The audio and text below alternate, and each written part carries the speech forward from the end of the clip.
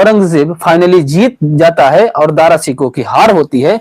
देवराई युद्ध पराजित होने के बाद दारा सिकोह देवराई युद्ध के बाद जब पराजित हुए तो दारा सिकोह भाग गए और भाग करके एक जमींदार था दादर का, उसका नाम था दोस्तों जसवंत सिंह। जसवंत सिंह के यहाँ गया तो जसवंत सिंह ने मुगलों की मुखबिरी कर दिया। मुगलों को पकड़ करके जो है जसवंत सिंह ने दारा सिकोह को पकड़ करके किनको सौंप दिया, मुगल सेनापति था बहादुर खान को सौंप दिया। और जो मुगल सेनापति था बहादुर खान को जैसे ही दारा सिकोह को सौंपा गया, यह जो है दारा सिकोह को लेकर के कहाँ गए, औरंगजेब के पास गए। और औरंगजेब ने जो है दोस्तों दारा सिकोह को हाथी के पैर के तले कुचलवा कर मरवा डाला। ये था दोस्तों, अपने भाई की हत्या करवा डाला। कौन? औरंगजेब। किसकी? दारा सिकोह की। अब आइए, औरंगजेब का जो राज्याभिषेक हो रहा है, 2 डेट हैं, उन 2 डेटों में महत्वपूर्ण अंतर क्या है। जैसे 31 जुलाई 1658 को जो सामोगढ़ के विजय के बाद जो राज्याभिषेक हो रहा है औरंगजेब का, यह राज्याभिषेक आनन फानन में हो रहा है, उतनी सुव्यवस्थित तरीके से तैयारी से नहीं हो रहा है। बस ऐसे ही आनन फानन में बादशाह बन गया था औरंगजेब 31 जुलाई 1658 को सामोगढ़ के विजय के बाद। हमने यहाँ पर बताया भी था।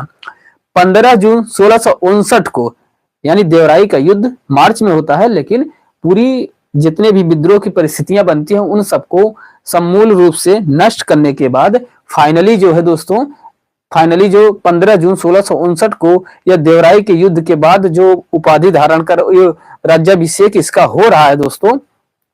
क्यों हो रहा है? इसके जो राज्याभिषेक हो रहा है इस समय, इसके राज्याभिषेक में जो है दोस्तों, औरंगजेब के दोबारा राज्याभिषेक के समय गुदावेग ईरान का दूत मंडल का अध्यक्ष था, यह आया था। ईरान का गुदावेग था, फ्रांसीसी वर्नियर था एवं डच पुर्तगाली बदक्सा के राजपूत भी थे। यानी इतने लोग उस समय दूसरी बार 15 जून 1659 को जो राज्याभिषेक हो रहा है, फ्रांसीसी वर्नियर था, बदक्सा का राजदूत था, ईरान का दूत मंडल का अध्यक्ष था, दूत मंडल का अध्यक्ष गुदावेग था, फ्रांसीसी वर्नियर था, डच थे, पुर्तगाली थे। इन लोगों की उपस्थिति में औरंगजेब का दोबारा राज्याभिषेक होता है।